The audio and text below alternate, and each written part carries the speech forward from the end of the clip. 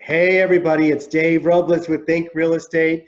This is episode 11 of the great California Corona Staycation show, and this is a good one. I've got comedian Michael Longfellow on the show. Michael, say hi.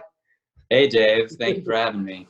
Absolutely, bud. These are some weird, trying times for everybody, and I know personally, I can only watch so much of the freaking CNN stuff, so I gotta chime into something that makes me laugh and takes my mind away from stuff. So I wanted to have the funniest guy I know on the call, and he was available because I guess everyone's kind of available, right? Viciously available. So you have seen Michael Longfellow on Bring the Funny. You've seen him on Conan O'Brien, and if you're lucky, you've seen him tour around the country. And if you haven't, then definitely catch him at one of his shows. Again, thanks for being here. Tell us, Michael, you're a comedian. You are actually like a professional, funny dude. Why? Why on earth would anybody want to become a comedian? Why did you become a comic?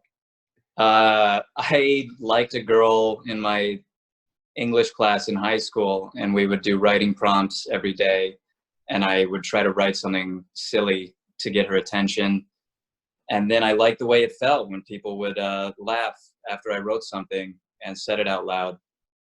And I was also at that point in my life where I needed to choose to do something, and nothing else seemed like fun. So I started doing comedy, and I have not stopped yet. To get a girl. To get a girl, Sarah, who is with child with another man. It didn't work out. We never ended up. I don't even know if I actually ever said hi to her, but it was my initial seeing her across the room and wanting her attention that started all of this. That's a great story. I was expecting something like, oh, I've always been funny, but no. I know. Aren't they the worst stories? Yeah, they're terrible. I was always quiet growing up. If I no. Sorry, I think I said half a curse word there, but yeah. Wanted Sarah's attention, and 10 years later, here we are. So, little backstory. Michael does a skit about his 81-year-old roommate, and you got to check this one out on YouTube. It's one of my favorites, and it's kind of funny because I know the roommate. Carol, you do very well.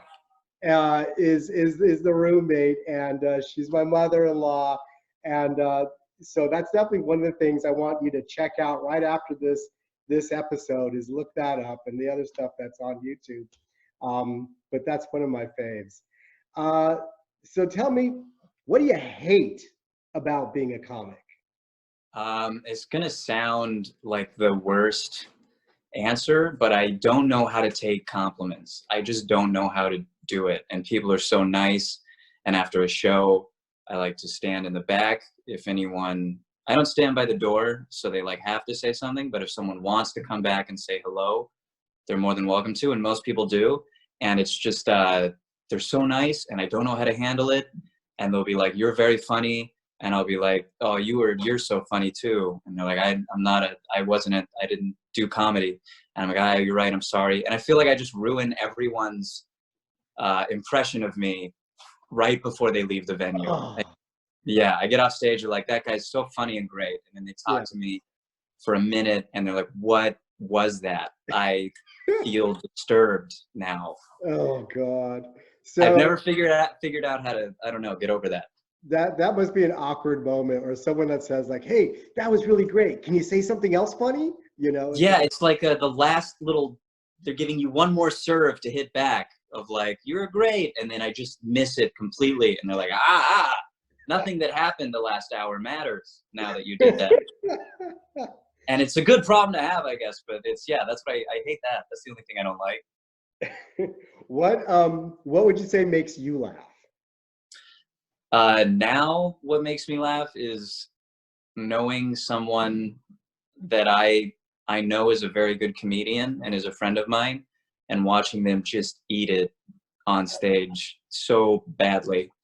Because you know that it's not funny to watch someone who is actually bombing really hard and doesn't know what they're doing, and it's sad, and you see someone's dream dying, and that's not funny at all. But if you see someone that actually is funny, and they're just, the laughs aren't coming.